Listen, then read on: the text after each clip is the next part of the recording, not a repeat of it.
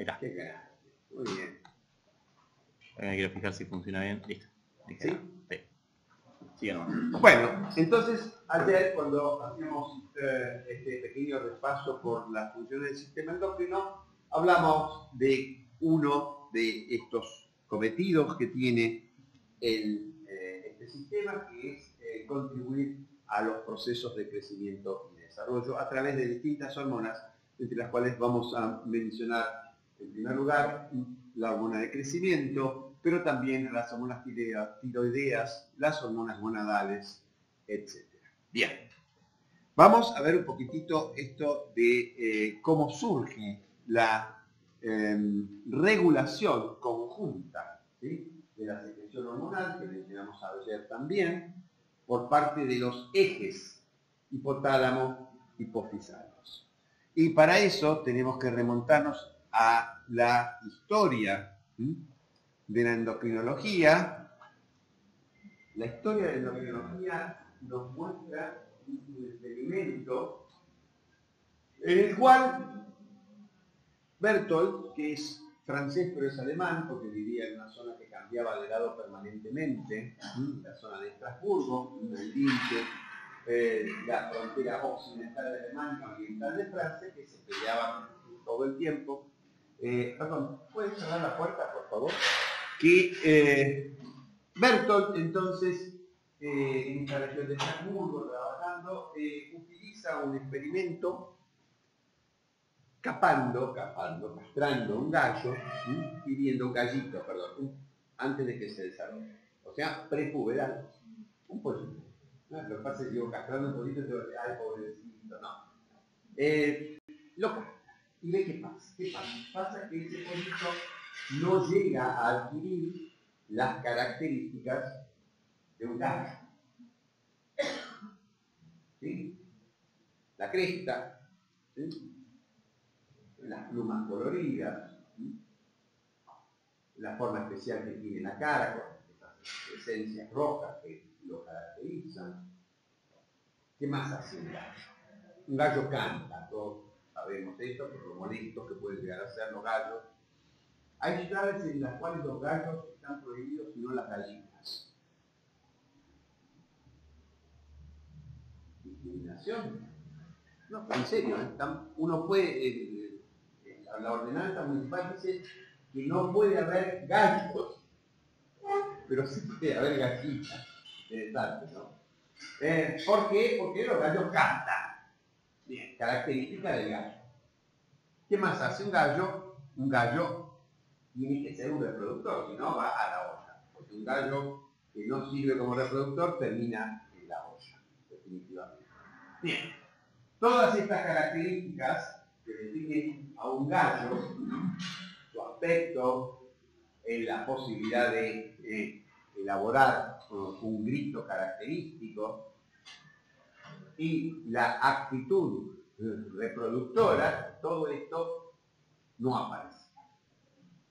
Este aquí que después, en un segundo experimento, es bastante habitual que uno haga un contraexperimento para completar la hipótesis que surge. Berthold coloca, o sea, vuelve a hacer lo mismo, pero a un grupo de estos pollitos les coloca trozos de testículo en la cavidad peritoneal. En la cavidad peritoneal, lo van a ver con más detalle ahora que estoy cursando nutrición, aloja dos órganos y tiene un líquido. Y ese líquido puede servir de nutrición, de alguna manera, porque tiene algunas de las sustancias que inflaman. El hecho es que estos trozos de testículo sobreviven dentro de la cavidad abdominal, de la cavidad peritoneal, y este aquí, que esos pollitos a los que se le implantan testículos de gallo adulto, desarrollan la cresta, cantan y persiguen a la gallina. Y ahí Bertolt descubre que hay una sustancia, entonces, o sustancias que elaboran los testículos y que actúan a distancia. ¿Por qué? ¿Dónde las colocó? Él las colocó en la cavidad peritoneal. Y los cambios se produjeron en la cresta, en el órgano de fonación que tienen las aves, que se llama siringa, y en el cerebro, la conducta. O sea, totalmente alertado. Y elabora entonces la teoría de la hormona. Así nace la teoría de las hormonas. Con entonces este experimento que tiene, fíjense ustedes, aproximadamente unos 170 años de edad. Esto entonces da origen a la endocrinología. ¿Y cómo relacionamos la endocrinología, las glándulas que fabrican hormonas que viajan por sangre, con el sistema nervioso? A través de otra observación realizada entonces en el mundo animal, que es la ovulación refleja. ¿Qué es la ovulación refleja? Primero, ¿qué es la ovulación? La ovulación es la puesta ovular. Las gallinas ovulan todos los días y nosotros obtenemos ese óvulo que llamamos huevo. ¿Sí? Bien. Las hembras de la mayor parte de las especies, a partir de determinado momento de la evolución, ovulan. Y es necesario juntar entonces ese óvulo con un espermatozoide para poder obtener un embrión. ¿Sí? El hecho... ¿Cómo? Caballo marino. Bueno, no metamos cosas raras, ¿no? Porque si no, no llegamos a donde tenemos que llegar. Vamos a dejar las cosas dentro de... Bien, ¿qué hacemos con este óvulo? Este óvulo es necesario que se fecunde. Pero la ovulación en los mamíferos reconoce básicamente dos mecanismos. La ovulación puede ser una ovulación impulsada directamente por cambios hormonales, o la ovulación puede ser refleja, impulsada por estímulos nerviosos. O sea, hay mamíferos que ovulan, o cuyas hembras ovulan, cuando el glande del macho, la punta del pene del macho, estimula el cuello uterino. Por ejemplo, las conejas. Por eso hay tantos conejitos, porque no pueden fallar. Tienen la cópula y la coneja ovula. Conejitos, muchos. Encima tienen un tienen una preñez, que es el embarazo de los animales de 21 días, y puede quedar preñada la coneja mientras está amamantando, cosa que no ocurre con otros mamíferos. Así que, si uno tuviera que decir de qué me voy a alimentar si estoy en una isla desierta, y busco rápidamente conejos, lo pongo en una cola y lo pongo a tener, ¿no? Porque rápidamente voy a poder tener, obviamente hay que tener un poco de corazón para estar matando conejitos y dejándolos para comerlos, pero bueno, cuando uno está en una isla desierta, tiene que hacer ciertas cosas que no haría habitualmente. Bien. Uno tiene que elegir ese conejito o uno. Si comer raíces, te van a decir, no. Usted quiso el conejo, ahí viene otra cosa. Bien. El hecho es que intrigó a los investigadores de qué manera un estímulo nervioso táctil, cuello uterino, ascendente, algún lugar del tronco encefálico, pasaba al sistema endocrino, porque la ovulación es el resultado de un mecanismo endocrino. Y trataron de averiguar un poquito esto y se quedaron medio en seco Básicamente porque no encontraban el puente. Estamos hablando de los 30, los 40. El puente ya estaba. Lo que pasa es que el puente estaba escrito en un idioma que todas estas personas no leían. Porque el puente había sido construido o descubierto en Buenos Aires, Argentina, y publicado en francés. Porque su autor, su descubridor, Bernardo Husserl, escribía en francés. Como muchas de las personas, había varios idiomas científicos a principios del siglo XX. Estaba el alemán, estaba el francés, estaba el inglés. Después el inglés, sobre todo el resultado de la Segunda Guerra, se hizo hegemónico, por suerte. Porque fue mucho más fácil escribir en inglés que escribir en alemán. Bien. Si hubieran ganado los alemanes estarían al horno, porque tenían que estudiar. Estaríamos al horno en general. Bien. El hecho es entonces que ese puente se había escrito porque Husserl y su grupo son los primeros que descubren que del hipotálamo pequeños vasos descienden hacia la glándula maestra, la glándula rectora de todas las otras glándulas, o de la mayoría de las otras glándulas, que es la hipófisis. O sea, Husserl lo que descubre es que es posible que sustancias provenientes del sistema nervioso hipotálamo pasen al sistema nervioso.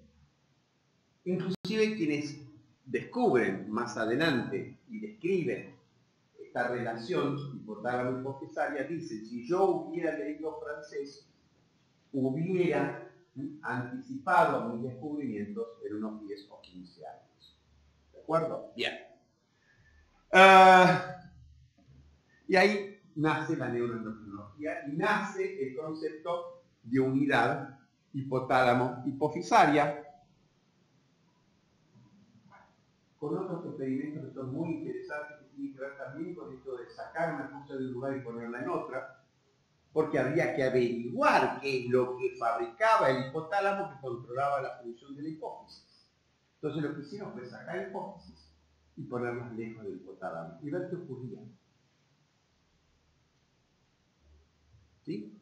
Estos experimentos, que los llevó a cabo un fisiólogo, creo que era norteamericano, se llamaba Harris, tomó hipófisis de rata, sacó la hipófisis y las colocó. No es fácil sacar la hipófisis de una rata, hay que hacer una cirugía que tiene una vía. Ustedes saben que la hipófisis donde está colocada en la silla turca. Bien, la silla turca tiene como piso el techo del seno esfenoidal.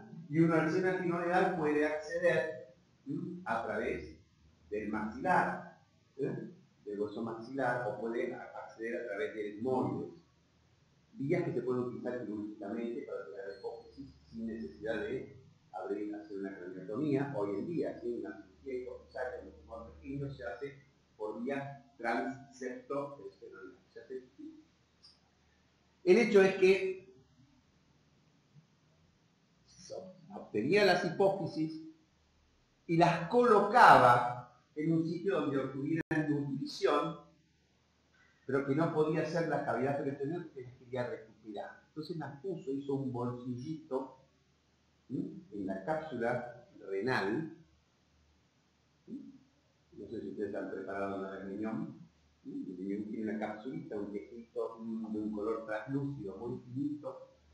Se hace una pequeña incisión, se separa, se abre un bolsillito y en ese bolsillito colocó hipófisis. ¿Por qué? Porque en ese bolsillito nuevamente iban a tener nutrición por inhibición, por el líquido que se juntaba en ese bolsillo. Bien. El hecho es que semanas después vuelve a tomar esas hipófisis y las analiza. Hipófisis que habían estado un par de semanas lejos del hipotálamo. ¿Y qué ve?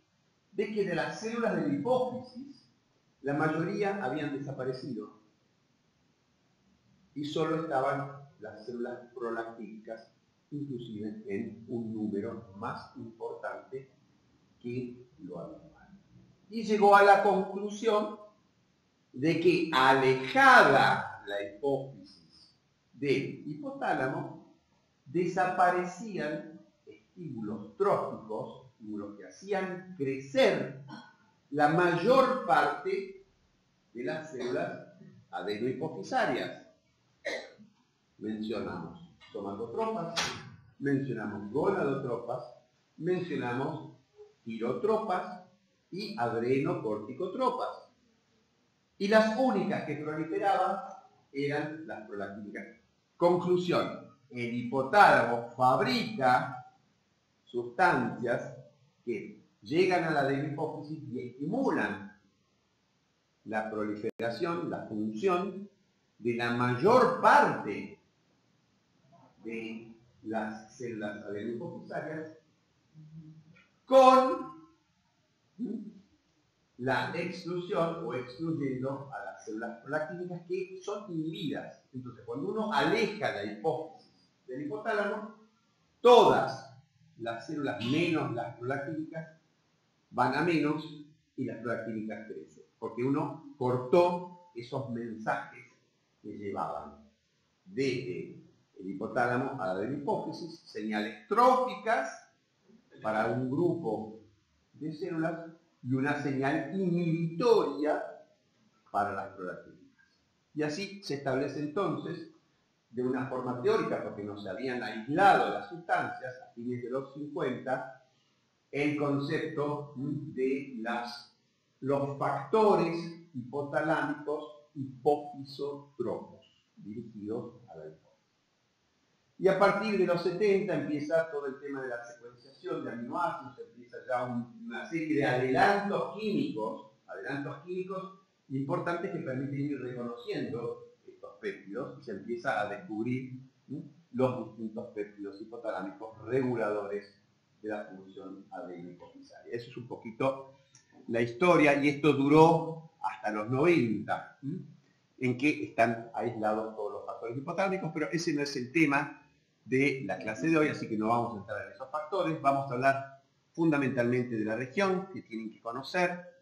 La región hipotalámica se extiende desde la zona preóptica, este es el quiasma óptico, esto es un corte sagital situado a un par de milímetros de la línea media. Obviamente esto es un esquema, y vamos a ver en ese corte el quiasma óptico bien marcado en blanco, los cuerpos mamilares también, y entre los cuerpos mamilares y la parte anterior al quiasma óptico se extiende el hipotálamo. Eso serían los límites anterior y posterior del hipotálamo, y desde el punto de vista lateral nos estaríamos ubicando en el hipotálamo como enmarcado por las cintillas ópticas a esta altura.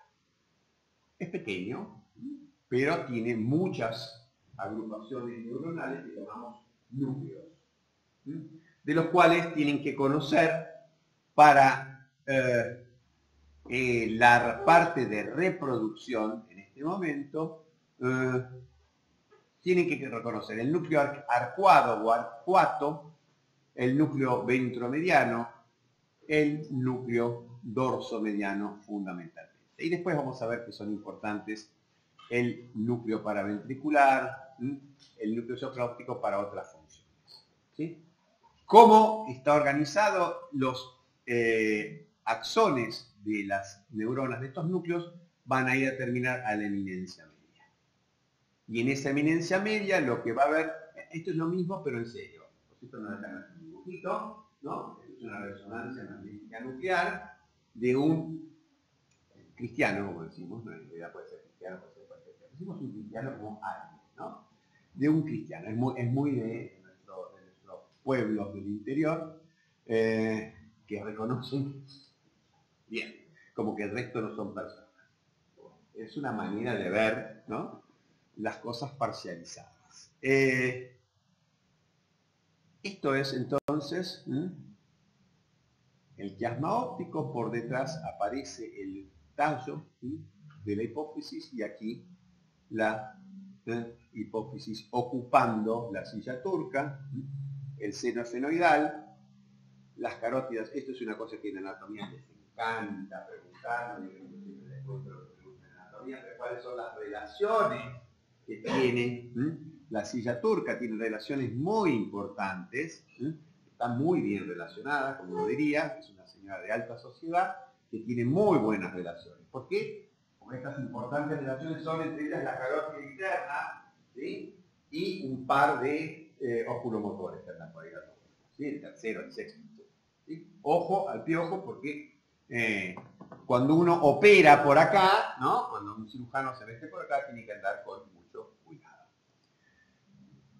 La región hipotalámica se vincula con otras regiones del sistema nervioso. Lamento que no da muy la iluminación y la imagen es buena, pero lo importante es tener en cuenta que al hipotálamo confluyen señales descendentes de la corteza del sistema límbico y ascendente que vienen del tronco encefálico y que van a dar entonces una gran cantidad de información de todo tipo y que el hipotálamo envía también entonces señales hacia la corteza, hacia el sistema límbico y hacia el tronco encefálico. O sea que el hipotálamo es una encrucijada a donde van a llegar mensajes provenientes de distintas porciones del sistema nervioso. Inclusive tenemos una información muy importante que aporta información sobre la luz. ¿Esta información del sistema nervioso estimula la secreción de algunas hormonas? Regula, porque puede tanto estimularla como inhibirla. Sí, es muy importante porque, por ejemplo, las situaciones de estrés van a ejercer un control de la secreción hormonal. ¿De acuerdo? Y de esta manera, a través de las conexiones que llegan desde el tronco encefálico al hipotálamo y por el paso de la información del hipotálamo a la hipófisis por vía portal, podemos explicar de qué manera la información sensorial, táctil, que proviene del cuello uterino de la coneja, puede llegar a producir este reflejo ovulatorio. Hay otros reflejos neuroendocrinos, por ejemplo, el reflejo del amamantamiento. Vamos a ver dentro de poco que para que se produzca la secreción de prolactina hace falta que el bebé estimule el pezón, y ahí tenemos nuevamente un reflejo que parte del sistema nervioso y que tiene un arco eferente. Acuérdense del arco reflejo, por favor, ¿sí? Que ya vieron. La porción eferente del arco reflejo es hormonal. ¿Sí? Bien. Acá tenemos los vasos portales largos, que forman parte entonces de la conexión del hipotálamo hacia la adenopófisis. Tenemos la eminencia media, donde se originan entonces estos vasos portales largos, y tenemos entonces neuronas que van a terminar en la eminencia media y que van a liberar allí sus productos de secreción hacia los territorios vasculares. Entonces, estas neuronas en realidad van a ser un mecanismo de comunicación neuroendocrino, porque en vez de pasar sus péptidos a otra neurona a través de una hendidura sináptica, lo que sería una comunicación sináptica, van a hacer que esos péptidos pasen a la sangre capilar, que después se va a agrupar para formar los vasos portales. ¿Sí? Y esos vasos portales van a descender y van a distribuirse nuevamente entre los capilares, los sinusoides de la adenopófisis. Y por eso configuran un sistema porta, porque sistema porta significa que porta, que transporta. ¿Qué transporta? Algo que recoge en un territorio capilar, confluyen a uno o dos vasos más importantes, vasos venosos, y luego se vuelven a ramificar.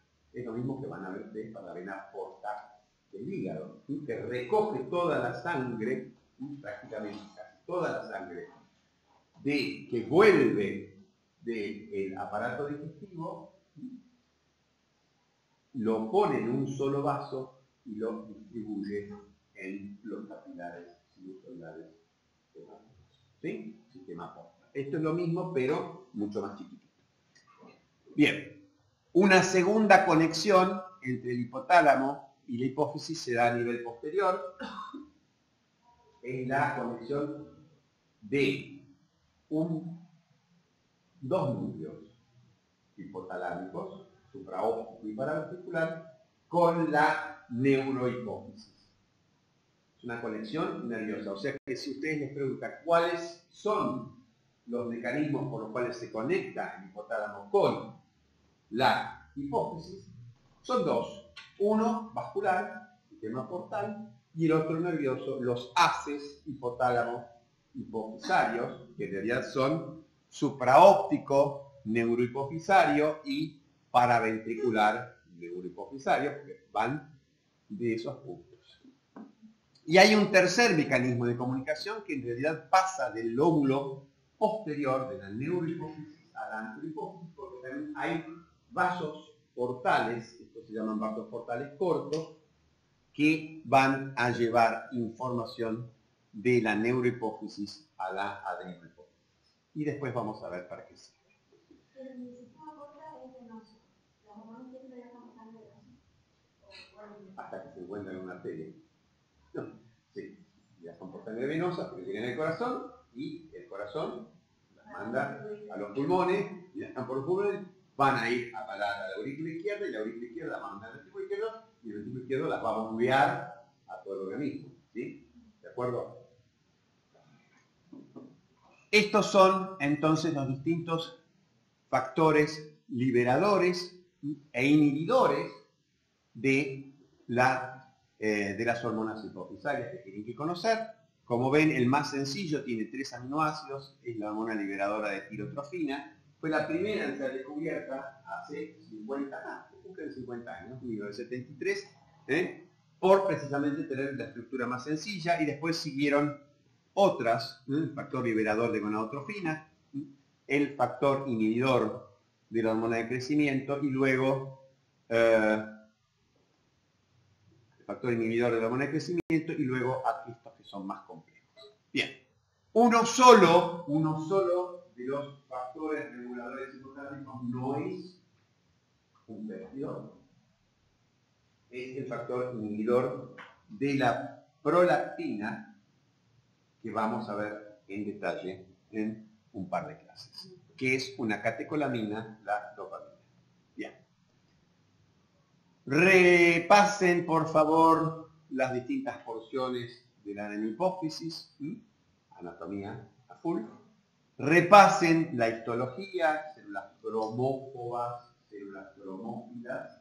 Las células cromófilas divididas, como siempre, para la definición estándar. La definición de estándar, ¿cuál es? Hematoxilina, eosina, muy bien. Y esa va a teñir entonces con eosina a las células acidófilas, que son las que secretan hormona de crecimiento y prolactina, y con hematoxilina a las basófilas, que son la mayoría de las restantes, y luego hay células cromófobas que cumplen distintos tipos de funciones, entre ellas vincular funcionalmente a través de mensajes parácrinos las distintas células que están secretando. O sea que es mucho más complejo el control de la secreción y vamos a tener entonces producción de factores locales que regulan también la secreción adenohipofisaria, más allá de los mecanismos habituales de regulación.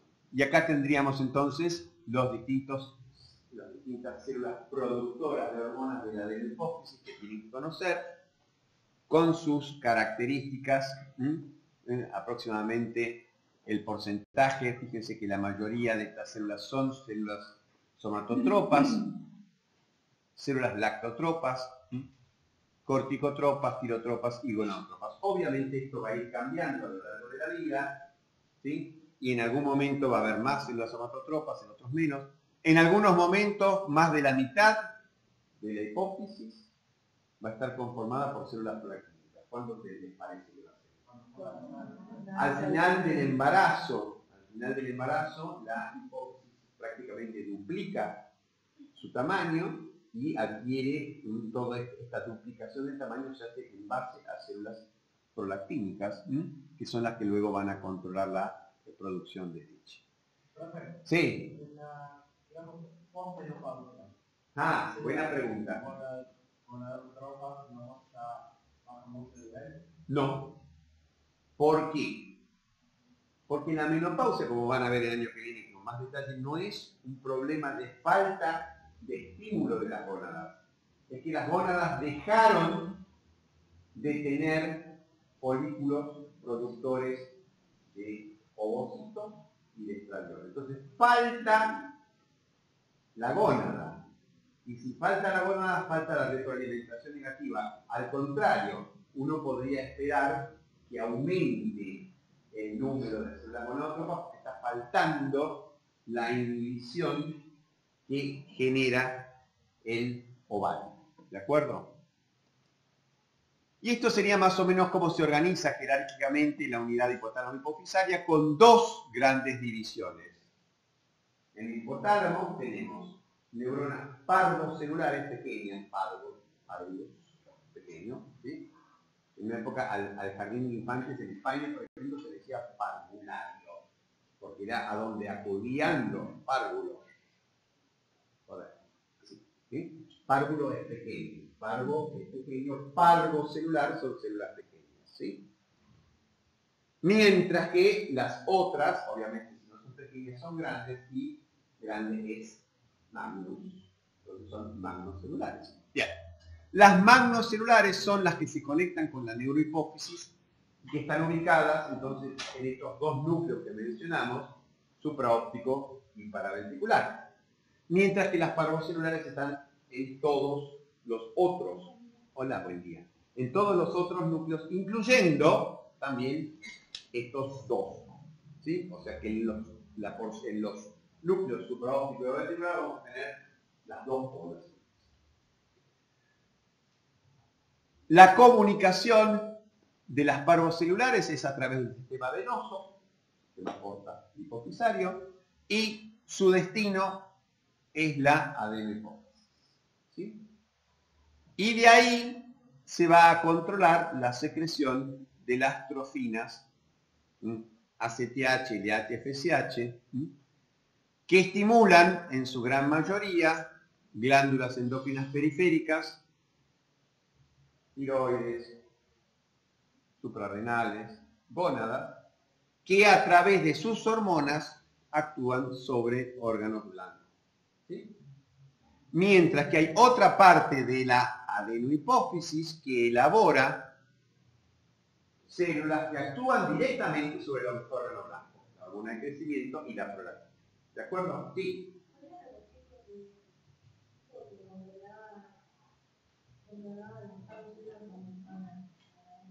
Las neuronas parvocelulares originan factores liberadores u hormonas liberadoras que controlan la función de las células gonadotropas, tirotropas, somatotropas y, algunas, corticotropas.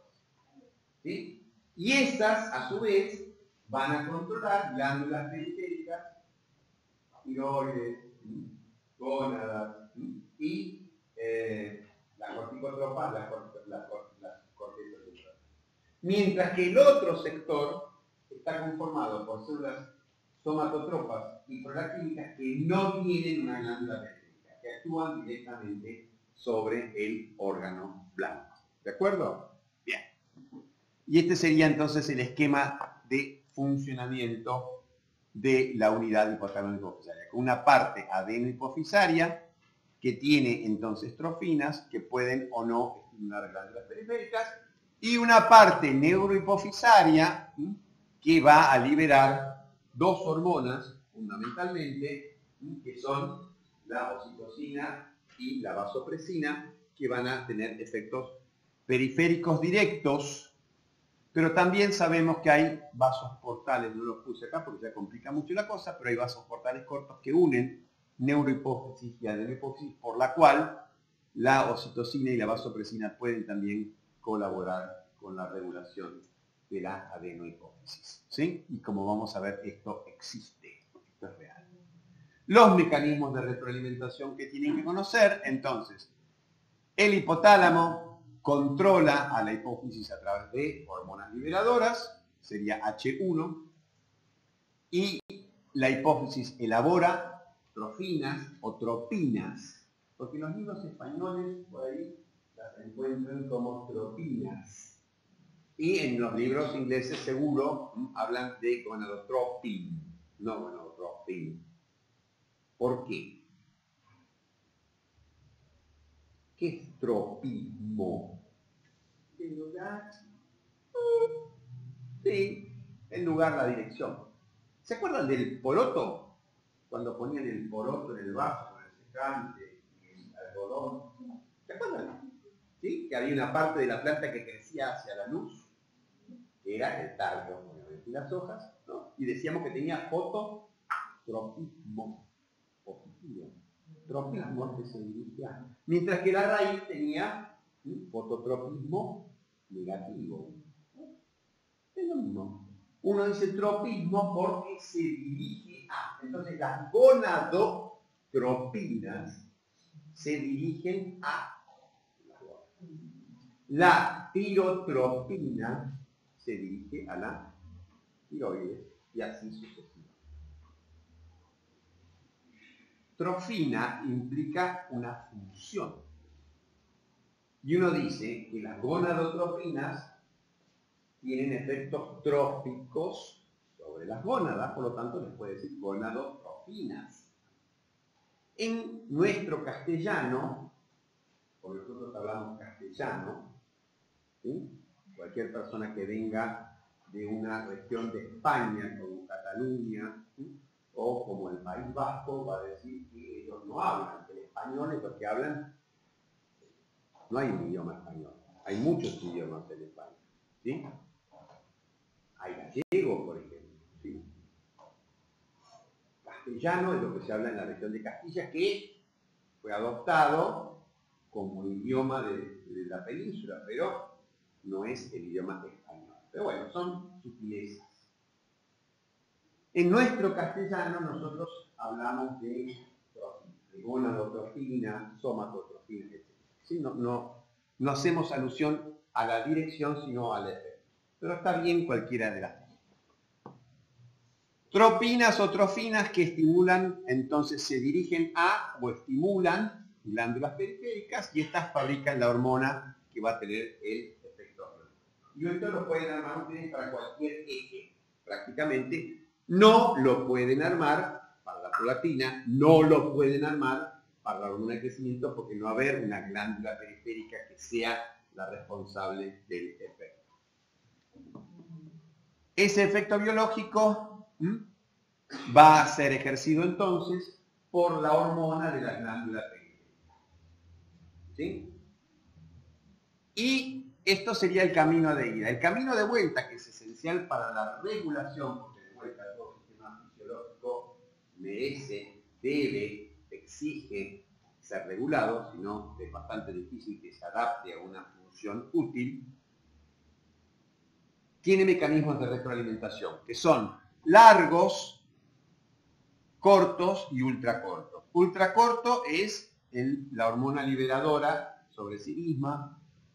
Cortos es la tropina o trofina actuando a nivel hipotalámico. Y largos, que son los más operativos, desde ya, los más importantes funcionalmente, que actúan sobre la hipófisis, y ahí se llaman directos,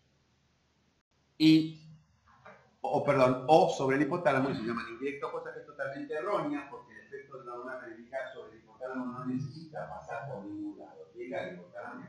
Pero la denominación, la nomenclatura, le tiró indirecto, y ahí quedó. ¿Sí? Otra manera de retroalimentar es a través del efecto biológico. Existen respuestas, en este caso, por ejemplo, a la hormona periférica, que pueden estar informando al hipotálamo sobre la aparición de un efecto como resultante del aumento de la actividad del sistema. Por ejemplo, necesidad biológica, frío. Sobre todo en algunos animales, o en los animales, y sobre todo en los recién nacidos, el frío es un potente estímulo del eje hipotálamo hipófiso tiroideo. ¿Por qué? Porque la tiroides, como vamos a ver mañana, es una hormona calorigénica. Calorigénica, ¿sí? Significa que hace que las células, determinados grupos de células, aumenten su actividad metabólica y esto genera calor. Como resultado de la acción de las hormonas tiroideas, uno de sus efectos biológicos va a ser la calorigénesis. Quiere decir que esto va a hacer que el factor que determinó la necesidad biológica que determinó la puesta en marcha de este sistema desaparezca. Teníamos frío, obviamente esto no es instantáneo, tarda un par de horas, por lo menos, en ponerse en funcionamiento. ¿Me siguen? Es una manera de cerrar el círculo por otro lado. Y otra cosa importante que aparece acá arriba es el hecho de que sustancias provenientes, estímulos provenientes de otras regiones del sistema nervioso pueden estar afectando la secreción, la función de los distintos ejes. Y vamos a tener entonces que los ejes van a ser modificados a través del impacto de señales que provienen de otras partes del sistema nervioso. Por ejemplo, vamos a tener un ritmo circadiano para muchas hormonas que va a estar dado por la llegada de la señal fótica, de la señal de la luz, a través del haz retino hipotalámico, y ese haz retino hipotalámico va a informar de la presencia de luz y va a permitir que se organicen determinadas funciones hipotalámicas, entre ellas la secreción de algunas hormonas. Sí. Qué buena pregunta, porque me lo había olvidado totalmente. Cuando decimos que el hipotálamo es una encrucijada, ¿qué es una encrucijada? Un lugar donde se cruzan muchos caminos, ¿sí? Los lugares donde se cruzan muchos caminos son importantes. Dan origen a ciudades, por ejemplo. ¿No? Los lugares de cruces, ¿sí? ¿No? Dan origen, donde se cruzan los caminos, bueno, empieza, pongo el kiosco, bueno, viene gente, armo la ciudad. Lo mismo en los lugares donde hay puentes, ¿no? Donde se puede cruzar, donde hay un vado. Donde hay un vado para cruzar un río, aparece una ciudad. ¿Sí? Países que se originan en sitios de encrucijada, bastante problemático, porque si yo quiero pasar por acá, no pase, lo controlo yo, no lo controlo yo, y ahí tenemos el problema en Palestina o Israel. ¿Sí? Es una encrucijada, porque por ahí había que pasar para ir de Europa a Asia. Bien. El hipotálamo es una encrucijada, es un lugar muy importante porque recibe entonces múltiples aferencias que son nerviosas, que son hormonales, que son metabólicas. La sangre que baña el hipotálamo le aporta entonces información.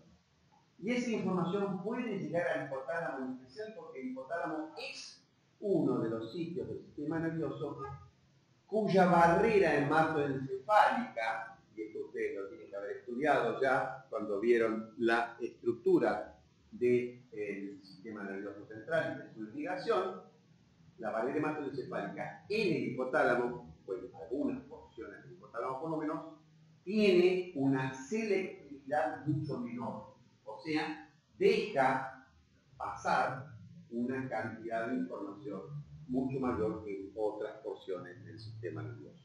Y es por eso entonces que el hipotálamo es una ventana abierta a la información que llegue por vía sanguínea. No solo le llega entonces información por distintas vías nerviosas, tanto ascendente como descendente, sino que también está recibiendo una cantidad muy importante de información desde los contenidos o lo que lleva, transporta la sangre que lo baña.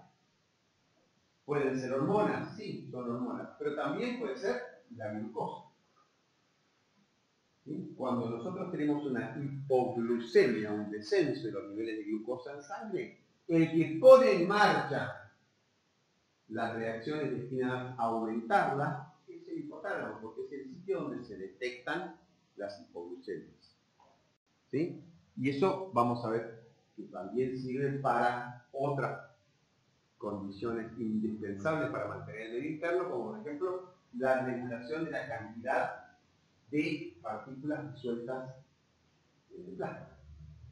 La osmolaridad plasmática se detecta a nivel del hipotálamo.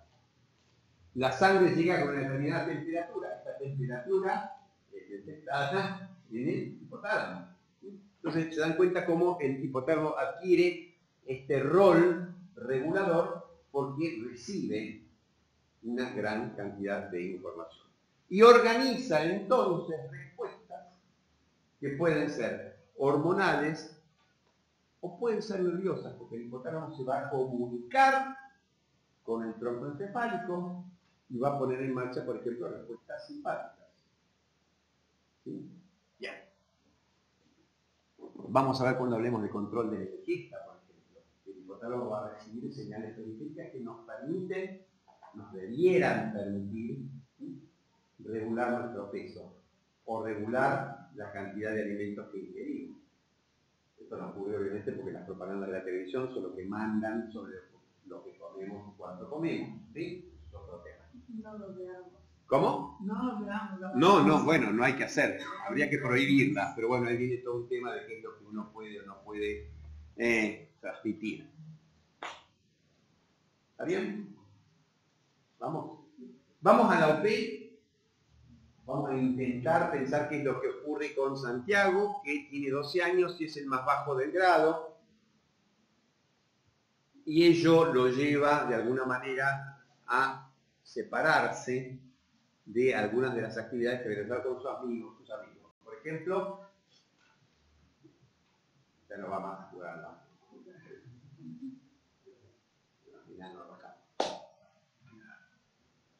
puede tener buena puntería y salir.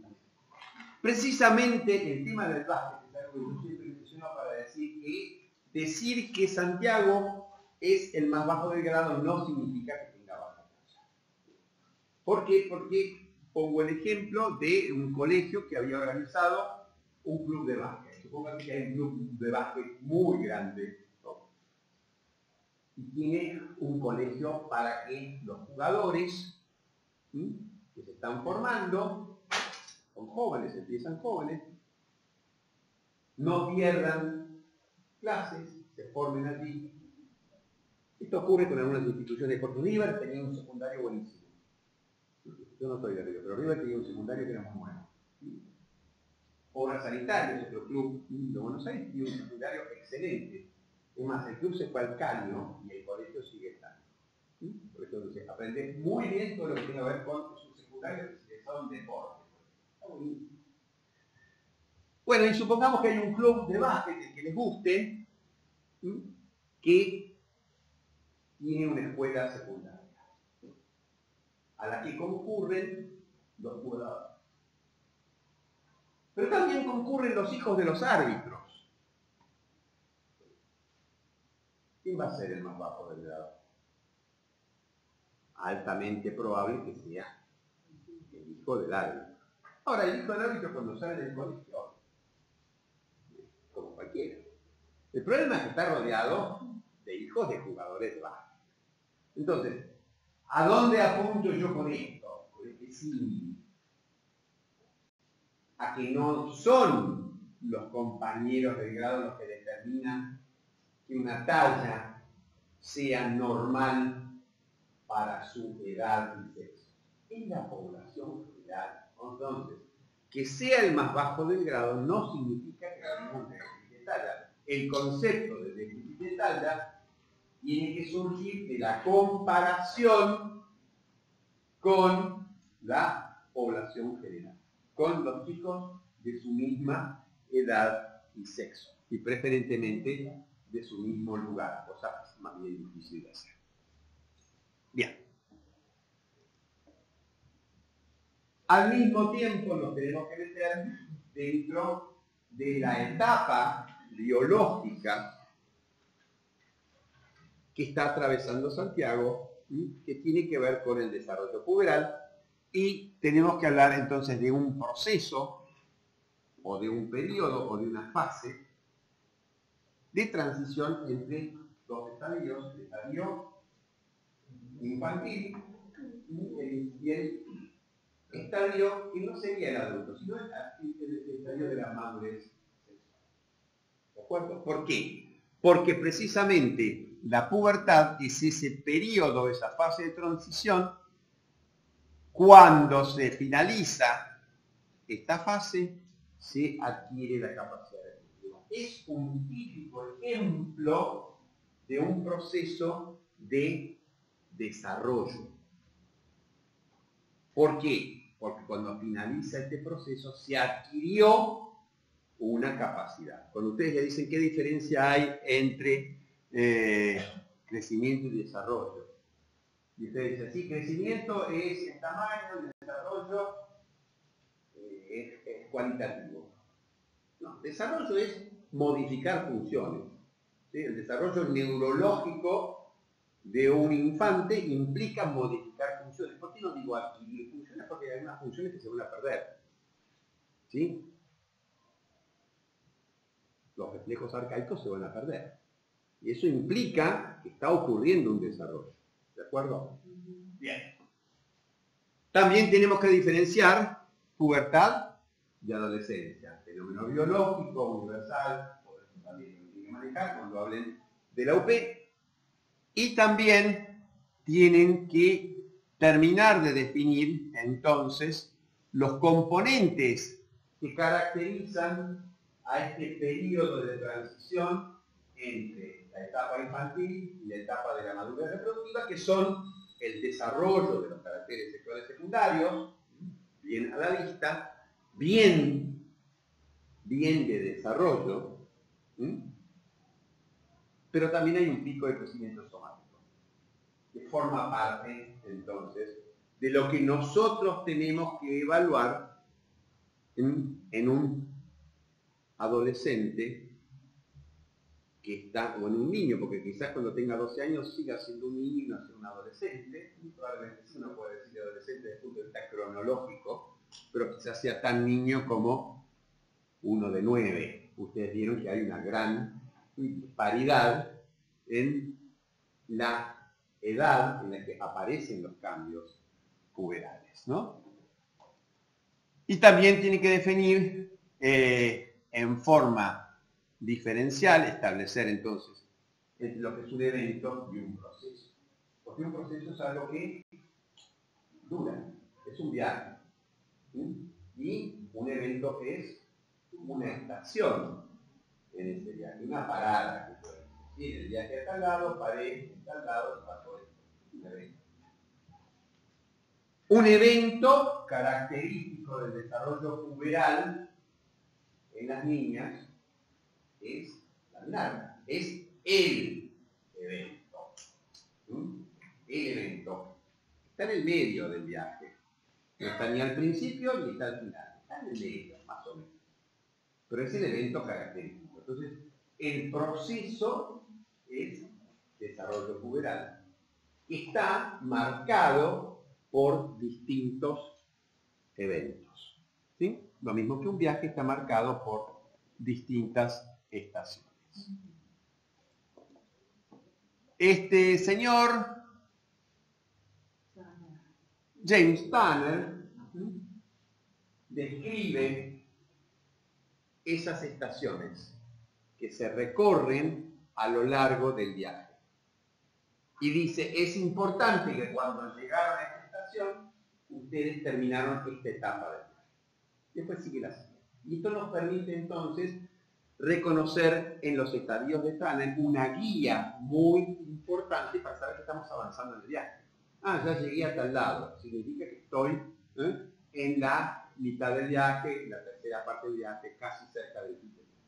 Eso es la utilidad de los estadios de Tanner, establecer puntos de referencia, salones, hitos, como le quieran decir, que van sucediéndose en los cambios de los caracteres sexuales secundarios y que nos permiten entonces establecer de una manera objetiva que esas etapas se están cumpliendo. ¿Por qué? Porque como dice él mismo en este prólogo del libro verde, se llama libro verde, no sé por qué.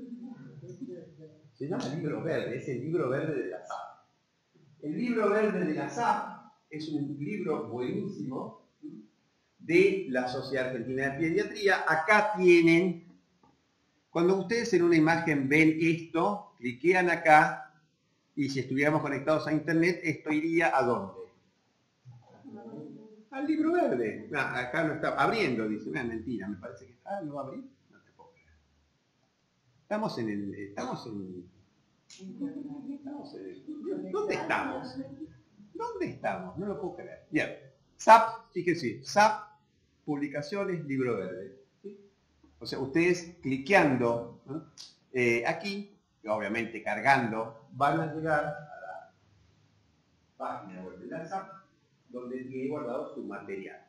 Y ese material es muy útil entonces para esta UP, porque va a tener, acá estamos, guía, y dentro de esta guía ustedes van a tener un capítulo muy interesante que van a buscar, que son los famosos mensajes del profesor Tanner.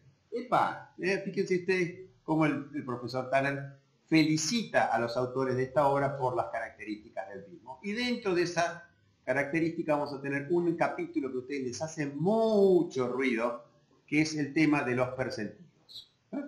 Búsquenlo. Bien. Tanner dice, uno de los indicadores más importantes de salud y bienestar de niños es la forma en que él o ella crece. O sea que cuando nosotros hagamos control del niño sano, vamos a utilizar esta herramienta para poder seguir entonces su avance y la presencia de un estado de salud. Estas tablas tienen los gráficos. Las tablas, no solo hay tablas, perdón, sino que también hay gráficos. Cuando uno dice que voy a percentilar a un chico, no lo hace a través de la tabla. Uno puede hacerlo a través de la tabla, pero la tabla nos va a dar una visión aislada. Porque uno va a ver un valor y va a decir, bueno, lo anoto en la historia clínica. Pero junto a ese dato que uno puede eventualmente incorporar a la historia clínica, va a registrar los datos en estos gráficos de percentilos. Y en estos gráficos de percentilos uno lo que va a colocar, como ven perfectamente acá, tenemos ordenada el parámetro que queremos evaluar, en este caso la talla, puede ser el peso, puede ser el peso de palco, etc. Y la edad. Y cuando venga un chico de 11 años que mida entonces 1,30 m, ¿sí? 11 años, 1,30 m, yo lo voy a graficar acá, una niña. Y vamos a ver que está, se me borró, desapareció, maldición. Quédate quieta, ahí. 1,30 m, más o menos 11 años, está en el percentilo 10. ¿Qué significa que está en el percentilo 10? Que el 10% de las niñas, que el percentilo 10 significa entonces que el 10% tiene esa talla o menos. Y que un poco menos del 90% tiene más. Perfecto. El percentilo es una manera de clasificar de una manera ordinal los distintos valores de ese parámetro para un grupo de individuos. Nosotros, para hacer estas comparaciones con la población general, tenemos que tomar un número grande de individuos, medirlos a todos, primero agruparlos obviamente por su sexo, y los dividimos por su edad. Entonces tomamos grupos de niños de 11 años y 2 meses, 4 meses, así. El laburo que se tomaron en la primera cátedra de pediatría en la UBA, de Jarraga, es el primer autor de este trabajo, que fue hecho alrededor de los 80, los 90, ya habría que hacerlo de vuelta, porque cambiaron las características. Hay una tendencia secular que hace que, por ejemplo, la talla vaya aumentando, cada vez somos más altos, considerada la población generalmente, ¿no? No individualmente, sino que la edad, la talla de las distintas poblaciones va aumentando, probablemente por mejoras en la alimentación, etc. En el percentilo 10 yo entonces voy a estar dentro de un límite de normalidad. Establecemos para déficit de talla un percentilo menor a 3. Fíjense ustedes cuál es el percentilo 3. Para 11 años es un chico que mide 1,25 m. 1,25 m, 11 años por acá. Es bien barato, ¿sí? De todas maneras, no significa que nosotros excluyamos del estudio un chico que tiene un percentilo de entre 3 y 10. No podemos estudiarlo. Y otra cosa que es más importante es el control periódico. Porque el control periódico nos va a decir que un chico que no crece con su percentilo, porque una cosa importante que ustedes tienen que tener en cuenta es que a medida que aumenta la edad, el percentilo se mantiene. El percentilo va con 1. Tiene que ver con su potencial biológico y con cómo de alguna manera el entorno modifica ese potencial biológico genético. Normalmente uno va creciendo con su percentilo. ¿Sí? Los chicos que son altos son siempre altos. ¿Sí? Existe, sin embargo, la posibilidad de que el percentilo se modifique. Y ahí lo que vamos a tener que pensar es que hay un factor externo que lo está modificando.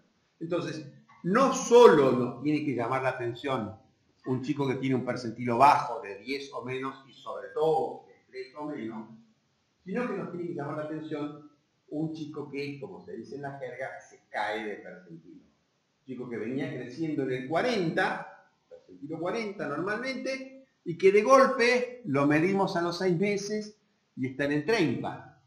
Y que lo volvemos a medir a los 3 meses, decimos, no, venir dentro de 3 meses, está en el 25. Quiere decir que ese chico dejó de crecer. Un chico que tiene que crecer, normalmente, vamos a ver las tallas de velocidad de crecimiento. No sé qué pasó.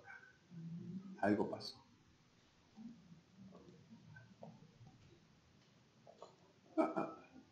Pero creo que el nivel de crecimiento de esta patología, No necesariamente. O sea, nos tiene que preocupar y lo tenemos que estudiar. ¿Sí? Vamos a ponerlo ahí. Es probable que sea... Perdón, porque lo tengo de eso. No sé por qué tengo el orden cambiado de lo que yo pensaba que tenía.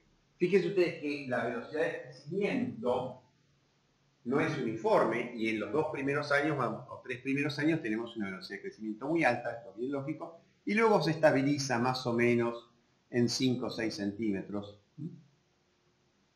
para luego aumentar nuevamente en la etapa puberal. Esto es lo que nosotros llamamos el pico puberal de crecimiento, que comienza en los varones alrededor de los 12-13 años y en las niñas mucho antes. Fíjense ustedes que entre los 10 y los 11 años están empezando a crecer, por eso en sexto o séptimo grado, primer año, las chicas son más altas en general que los chicos, ¿sí? Siempre son más inteligentes, pero el primero, sí. Yo tengo niños y niñas, el pobre niño sufre, son mucho más avispadas, como decimos en castellano. Bien, más bichas. Vamos a las causas de déficit de talla. ¿Alguien mencionó patológico? No. Fíjense que lo patológico puede deberse a muchas causas. Podemos dejar de crecer por todas estas causas médicas. ¿No? Algunas no son médicas, algunas son producidas por los médicos. Iatrogenia, que un médico, iatros, ¿sí? Médico griego, originó un déficit de talla. ¿Cómo puede ser eso? Es porque le doy un tratamiento que no le tendría que dar. Por ejemplo, los famosos glucocorticoides, que se utilizan como antiinflamatorios, a repetición. El elemento glucocorticoide, que a veces tiene una crisis asmática, va a glucocorticoide, o titis, a repetición, glucocorticoide, ese chico puede dejar de crecer. porque se usó mal una herramienta que no es mala. La herramienta es buena, ¿sí? Que un martillo lo puedo usar para clavar o para matar, para desnucar a alguien. Estoy en un momento violento, ¿sí? ¿De acuerdo? La herramienta del glucocorticoide es buena, pero hay que saber usarla. Y cuando uno utiliza el glucocorticoide repetidamente en un niño puede ser que frene, después vamos a explicar por qué en otro momento, su crecimiento. Pero de todas estas cosas, lo más común entonces de enfermedades intestinales, renales, etc., de todas estas cosas, si ustedes ven, no ven acá porque se ve bastante poco, esta es la cantidad de chicos con déficit de talla a los 5. Porcentaje de niños de menos de 5 con percentilo menor a 3. ¿Sí? Angola, 37%, Argentina 8%, Armenia 9%, Australia 2%. Gambia, 25%, Georgia, ¿sí? Ahí por donde queda Tiflis, esos lugares cerca del Mar Negro, 11%. Alemania 1,3%. ¿Sí? Estados Unidos 2,1%, Uruguay 10,7%, Uzbekistán 19,6%. Si ustedes tuvieran la cantidad suficiente de tiempo y hubiera la cantidad suficiente de gente y midieran esto mismo en el barrio de Las Flores o en una región del centro de Rosario, encontrarían.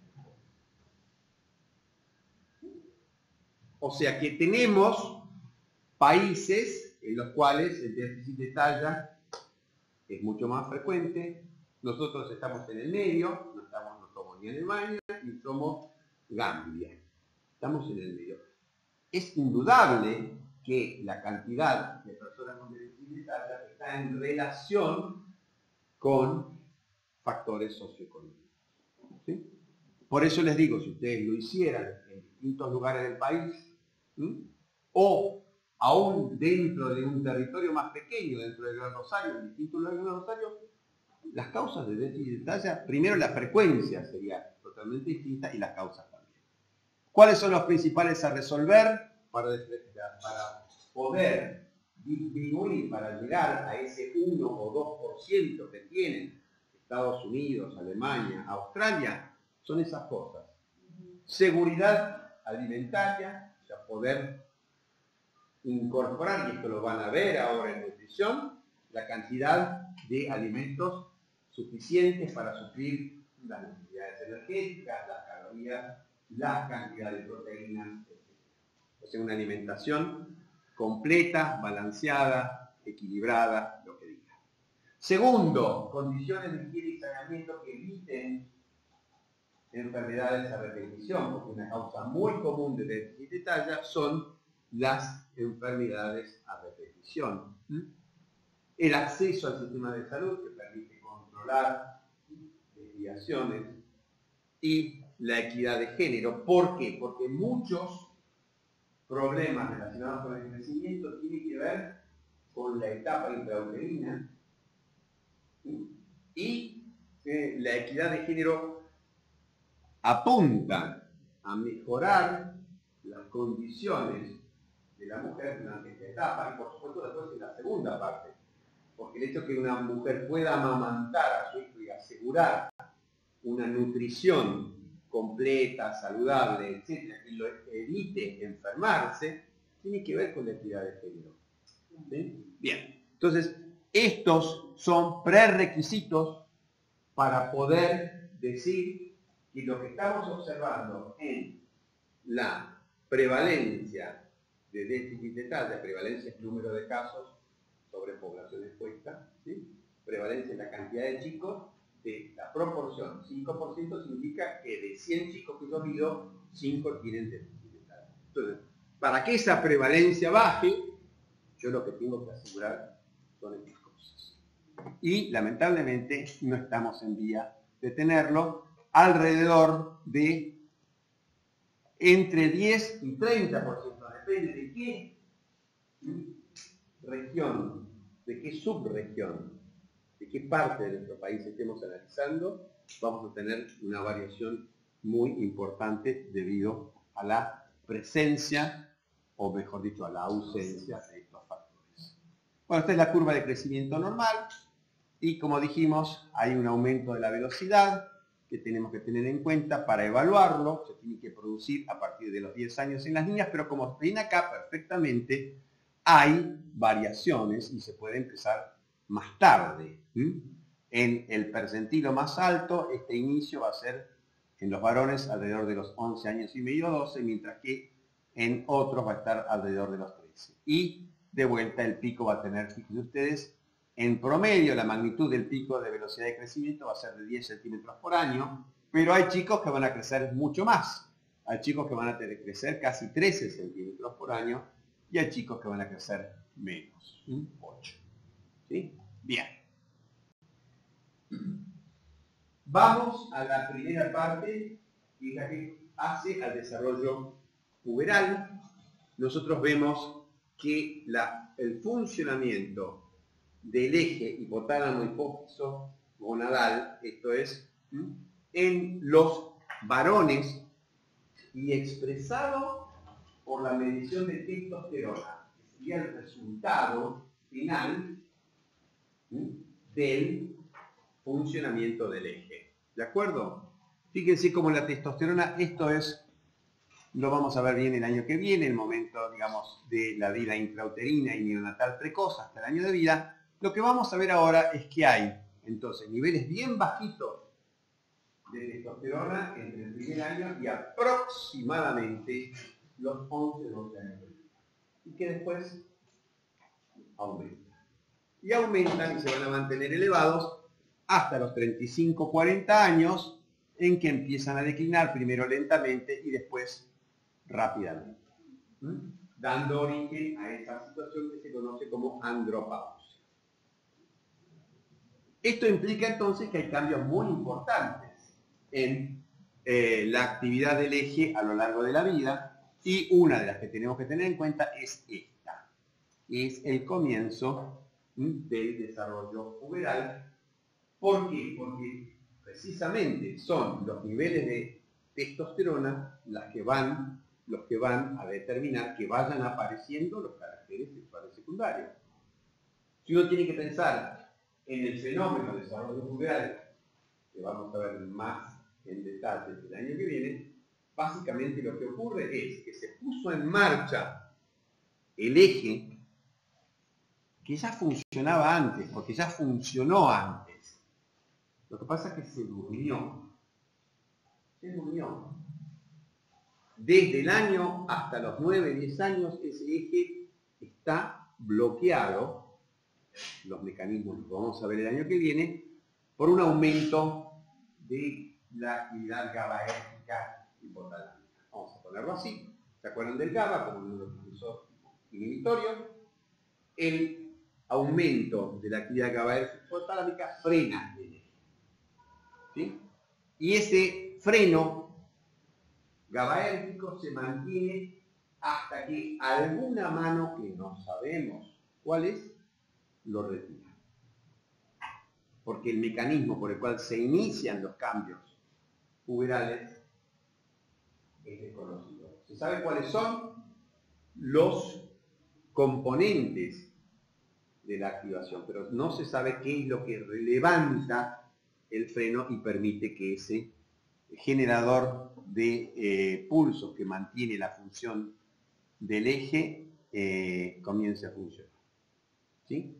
Paralelamente con el desarrollo puberal, desde el punto de vista endocrino, viene el del conteo espermático, o sea, el del sector tubular del testículo, que se mantiene, entonces, fíjense ustedes, inclusive, hasta edades mucho más avanzadas. A diferencia de lo que ocurre con la mujer, como vamos a ver el año que viene, en la que esta disminución de la actividad hormonal y sobre todo de la capacidad reproductiva caen abruptamente alrededor de los 50 años.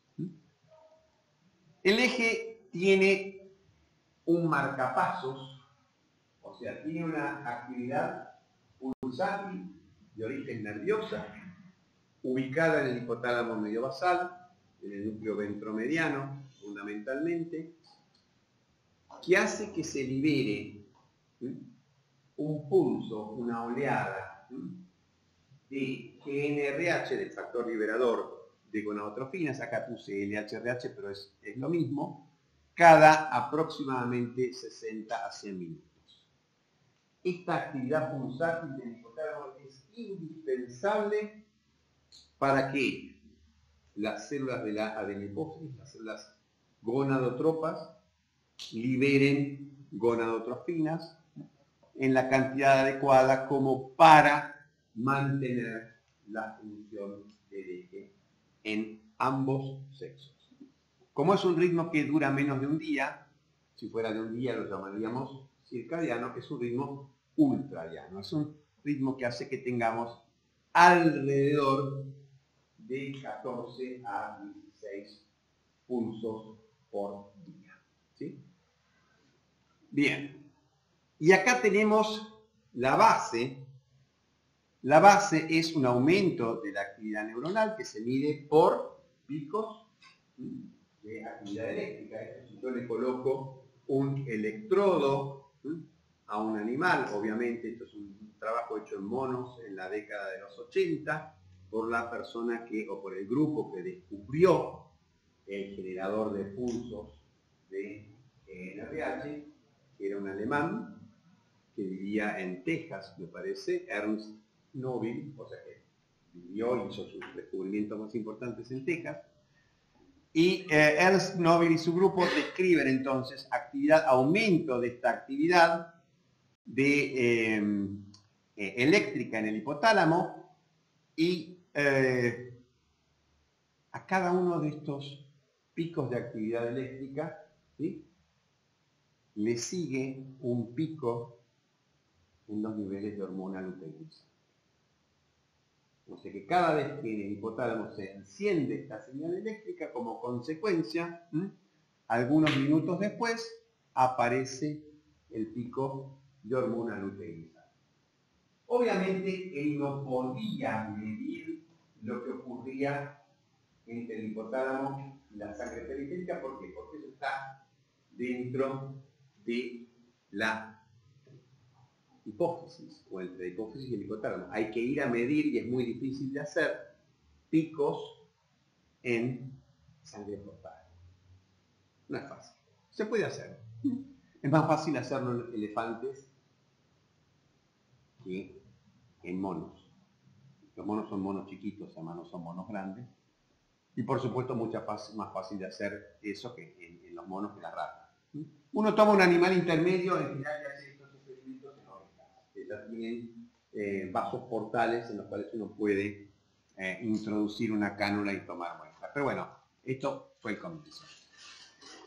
Tienen que saber cómo está armado el eje hipotálamo hipófisis gonadal con sus mecanismos de retroalimentación, que hay un factor liberador de gonadotrofinas que actúa sobre las dos trofinas. Hay un factor liberador y hay una célula gonadotropa que fabrica las dos trofinas o trofinas. Y controla esas dos trofinas, luteinizante y folículo estimulante, controlan dos sectores distintos del testículo. El sector endocrino, a cargo de las células del aire, y el sector tubular, a cargo de las células receptoras. Los productos de secreción del testículo, la testosterona y la inhibina, retroalimentan a nivel hipofisario y a nivel hipotalámico en forma negativa. No es típica estructura de un eje hipotálamo, hipófisis, glándula periférica con sus mecanismos de retroalimentación. La testosterona va a servir para generar cambios en los caracteres sexuales secundarios y va a servir para estimular la maduración de los espermatozoides. Con respecto a la acción de la FSH va a actuar sobre la célula de Sertoli, va a hacer que se secreten dos proteínas que nos interesan. Una proteína que tiene que ver con la función tubular, que es una proteína que hace que la testosterona se ligue con mayor afinidad a las células tubulares, se llama proteína ligadora de andrógenos o ABP, Androgen Binding Protein. Y una segunda proteína, que es la inhibina, que es el factor de retroalimentación negativa que el sector tubular aplica fundamentalmente sobre la hipófisis.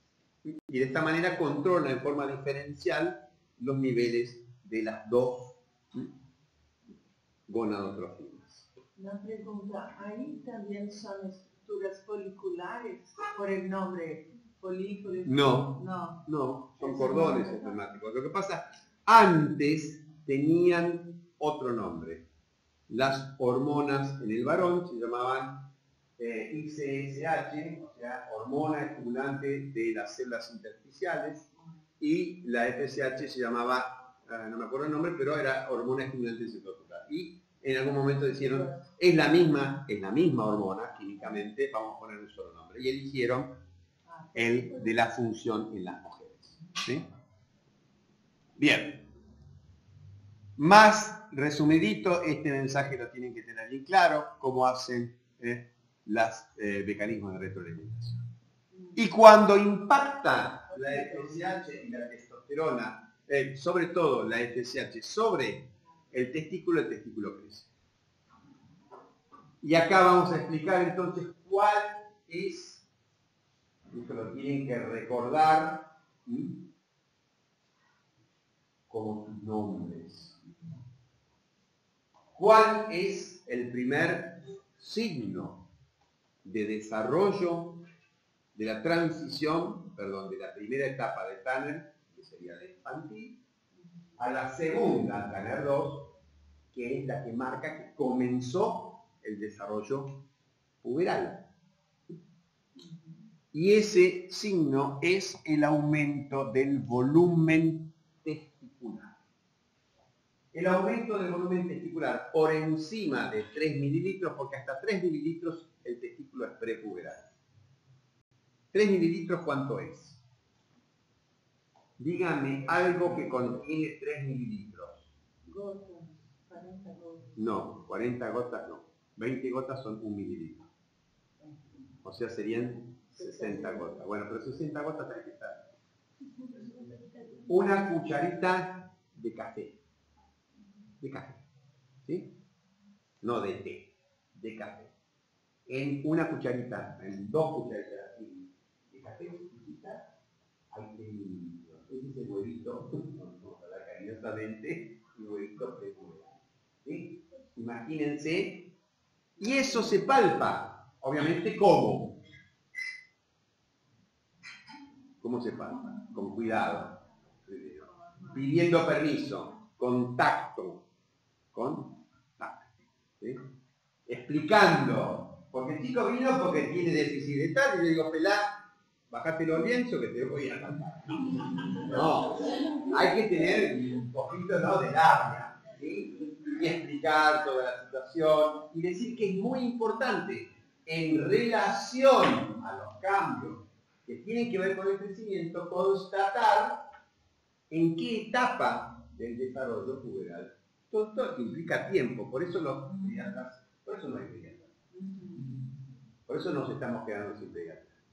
Porque una conducta pediátrica dura el doble, por lo menos, de lo que dura una consulta clínica, porque hay que explicar todo, porque los padres tienen que saber. Bien. Hecha esta aclaración, entonces lo que tenemos que hacer es buscar ese signo de comienzo del desarrollo puberal, que es el aumento del volumen testicular, 4 mililitros o más. Significa que la FSH le está dando a esos túbulos que van a aumentar su tamaño, se van a canalizar. Acuérdense de histología, que los túbulos hasta la etapa puberal son en realidad cordones, y que recién allí se canalizan y comienza la espermatogénesis. Estos tres, este es el orquidómetro, O sea, uno le puede hacer una ecografía. Si tiene ganas de gastar plata, le hace una ecografía y dice, a ver, evalúa el volumen testicular. Obviamente esto lleva tiempo y lleva dinero. ¿Sí? La persona clínicamente entrenada utiliza esta herramienta que es como un rosario, no el rosario nuestro, sino el rosario musulmano, una serie de cuentitas, ¿no? De distinto tamaño. Y cada una de estas cuentitas, como ven ustedes, acá tiene el número 12, significa que este es el testículo de 12 mililitros, que sería promedio, no te la creas, ¿sí? 12 mililitros, ahí estamos. Hasta 25 mililitros el más grande, ¿sí? Bien. Fíjense ustedes la proporción de los distintos tejidos que van a ir dando cuenta de ese volumen. El testículo prepuberal va a tener una gran cantidad de células de Sertoli proporcionalmente y van a ir incrementándose a medida que se produce este desarrollo. Vamos a tener cada vez más gonias, más no del todo ahora, tener una idea de que existe una progresión desde la espermatogonia hasta el espermatozoide. ¿Por qué? Porque de vuelta lo volvemos a ver en sexualidad del año que viene. Entonces, nuevamente, primer signo puberal, ¿sí? Primer signo puberal. No se olviden, por favor, de esto. Esto es lo mismo que yo les digo, chicos, no reciban caramelo de ningún adulto fuera de acá, ¿no? Bueno, primer signo puberal, testículo de 4 mililitros o más. Bien. Y esto, fíjense que esto es un gráfico que nos está mostrando la distribución a lo largo de los años.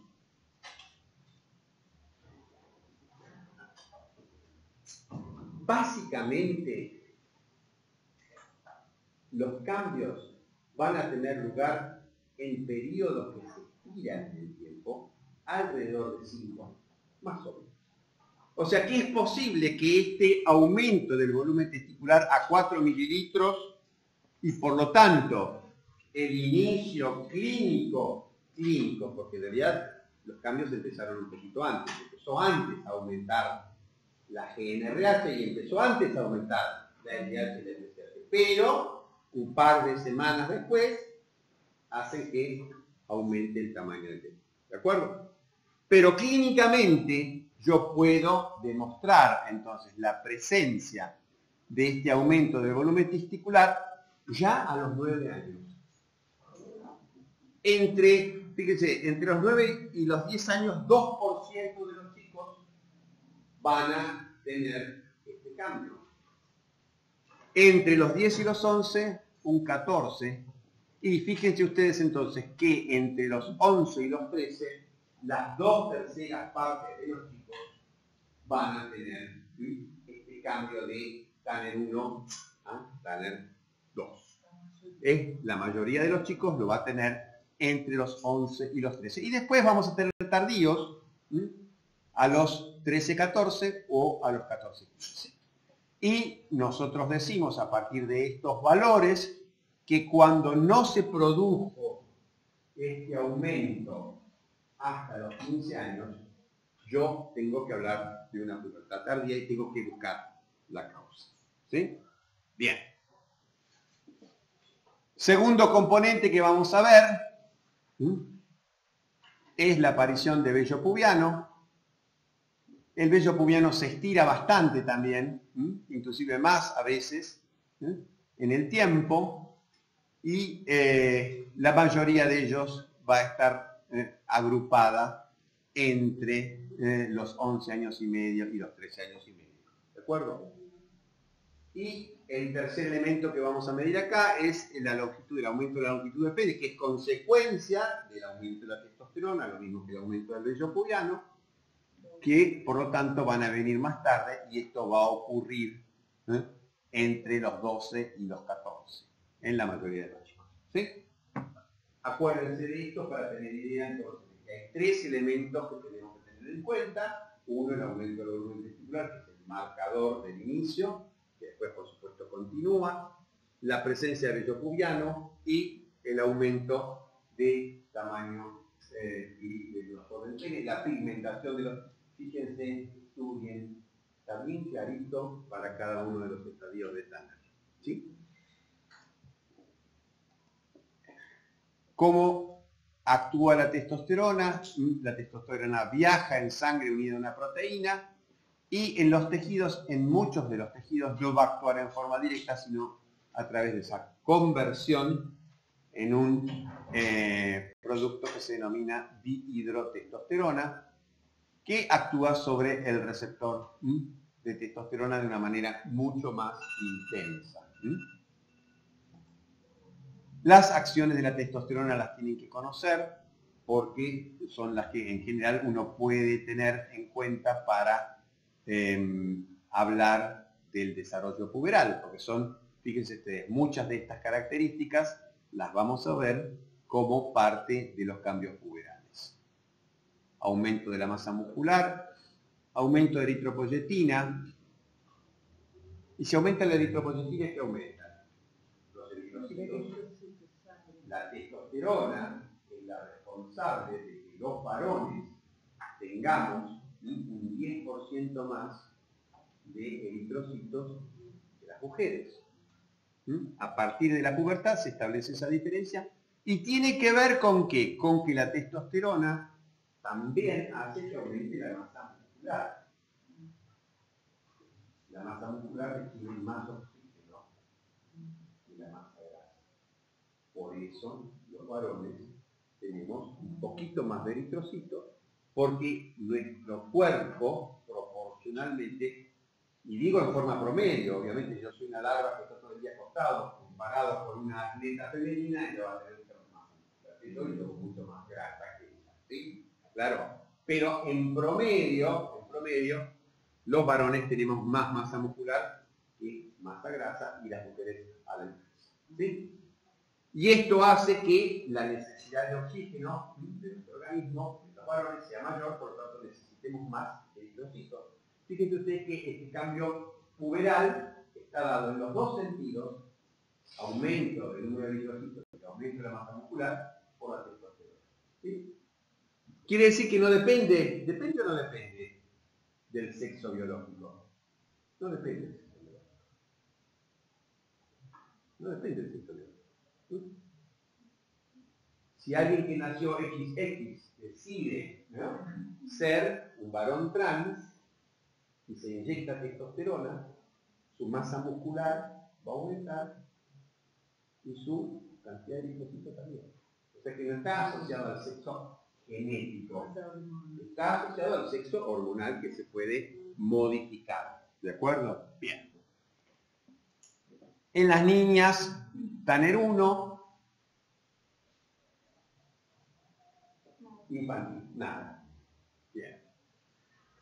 Nada no. No está, digamos, a nivel, no, nada sobresale. Vamos a ponerlo así. Estadio 2, botón, ya el nombre lo dice, botón mamario es como un pequeño brote. También dicen brote mamario. ¿Sí? Y es entonces el cambio. Acá el cambio, fíjense ustedes, no está en la gonada.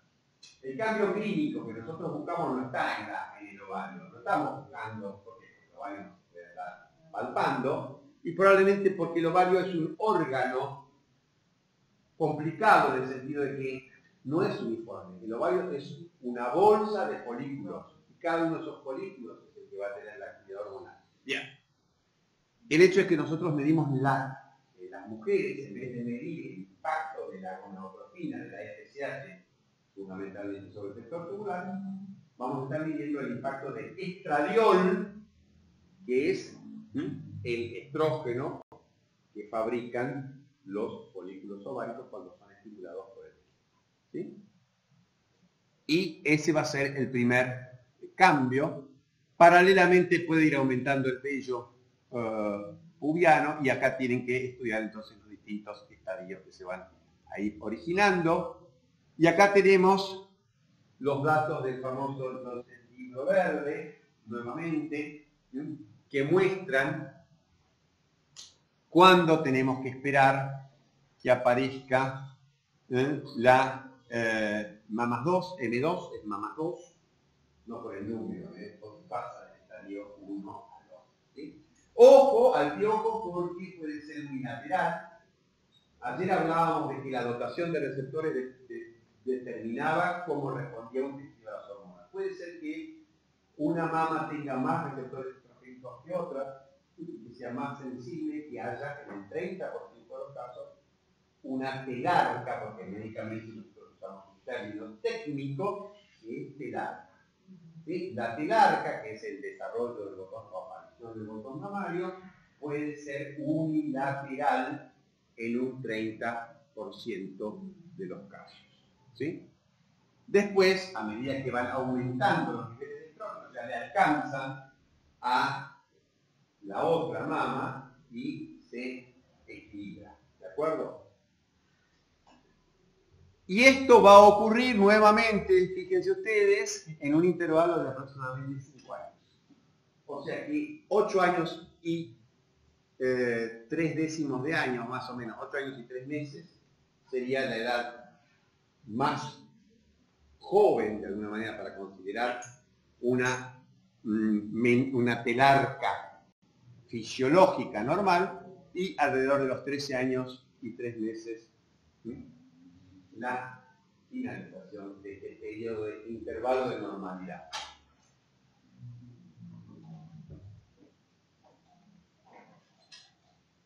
La pubarca es bastante variable. En las niñas puede llegar inclusive a estar presente antes de la telarca, pero por supuesto en forma de un vello muy lícito, muy ralo, muy escaso y poco pigmentado.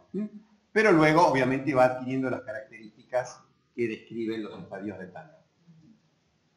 Alrededor de los 12 años, pico de crecimiento puberal y casi al mismo tiempo el evento, ¿no? El evento, la menarca, que como ustedes ven acá, no es la finalización. Ojo al piojo, esta es otra cosa que suelen tirar así, sin pensar demasiado. La menarca ocurre entre los estadios de Tanner 2 y 3.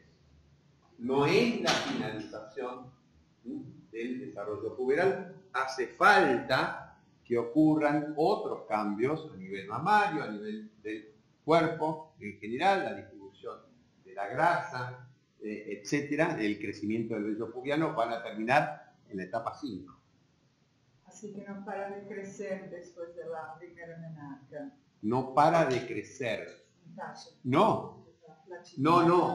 Después de la menarca, aproximadamente 2 años después, vamos a tener la finalización del crecimiento. ¿Sí? O sea, alrededor de los 15 años, 14 años y medio, 15 años, finaliza el crecimiento. Bueno, en las mujeres es muy parecido, si uno lo piensa al mapa que tenía en los varones, es bastante parecido. Tenemos en el ovario un sector que es el de la teca interna, que fabrica andrógenos, que son transformados en estrógenos en las células vecinas de la granulosa, y esos estrógenos son los que van a ejercer los efectos que llevan a la maduración de los caracteres sexuales femeninos. También esas células de granulosa, en forma similar a lo que ocurre con las células de Sertoli, van a sintetizar inhibina B, que controla a la FSH. Y los estrógenos, el estradiol, fundamentalmente es el que va a controlar a la LH. Acuérdense, y esto lo vamos a ver el año que viene, que si bien el control mayoritariamente es inhibitorio, tenemos una pequeña ventana en la mitad del ciclo que da origen a un mecanismo de retroalimentación positivo que va a originar la ovulación. Todos estos temas, de vuelta, los vamos a ver bien el año que viene. Este sería, fíjense ustedes, lo que ocurre a lo largo del ciclo es que van creciendo los niveles de estradiol y cuando se hacen bien altos, generan, por un mecanismo de retroalimentación positivo, este pico de gonadotrofinas que genera la ovulación. Bien, y de la misma manera que vimos funciones de los andrógenos, de la testosterona, tenemos que ver las acciones del estradiol. Todo esto a los libros. Y el mecanismo de acción de las hormonas esteroidogénicas que ya vimos ayer es el hecho de que penetran fácilmente a través de la membrana, porque son entonces liposolubles o no polares, liposolubles, tamaño relativamente pequeño, y se unen a un receptor específico en el citoplasma. ¿Sí? Las hormonas esteroideas tienen un receptor citoplasmático y que está de alguna manera controlado por proteínas que se llaman proteínas de choque térmico, que están protegiendo ese receptor, por eso se las llama proteínas chaperonas, que protegen, como las chaperonas de la Edad Media protegían a las doncellas para que no se acercara ningún romero a cortejarlas, eso era una chaperona. ¿Sí? ¿Sí? Sigue habiendo algún hermano siempre dando vuelta y molesta, ¿no? Que hay que sobornar para que... Bien. Lo mismo, a Julieta la chaperona la dejó colgada y Romeo pudo hacer lo que tenía que hacer, y se encontraron y fueron felices poco tiempo. Bien. El hecho es que esas chaperonas, cuando llegó el ligando y se juntó al receptor, ya dice la chaperona ya está. Entonces se juntaron, tengo una que hacer acá, se van, ¿sí?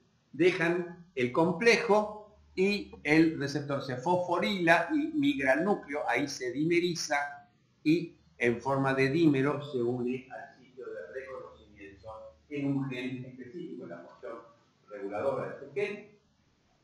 Se une al gen y controla entonces la expresión de forma positiva o negativa, o sea, induce o reprime la actividad de ese gen y va a resultar entonces en un incremento o en una disminución de la transcripción. Y ese es el mecanismo de acción.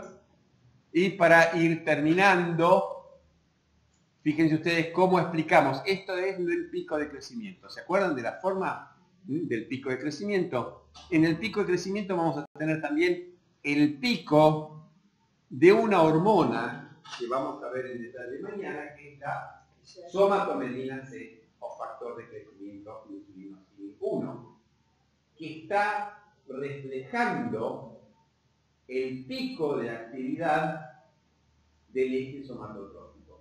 ¿Por qué? Porque los dos fenómenos, desarrollo puberal y crecimiento o aumento de la edad, están ligados entre sí por los efectos que tienen las hormonas gonadales, testosterona y estradiol, sobre la secreción de hormona de crecimiento.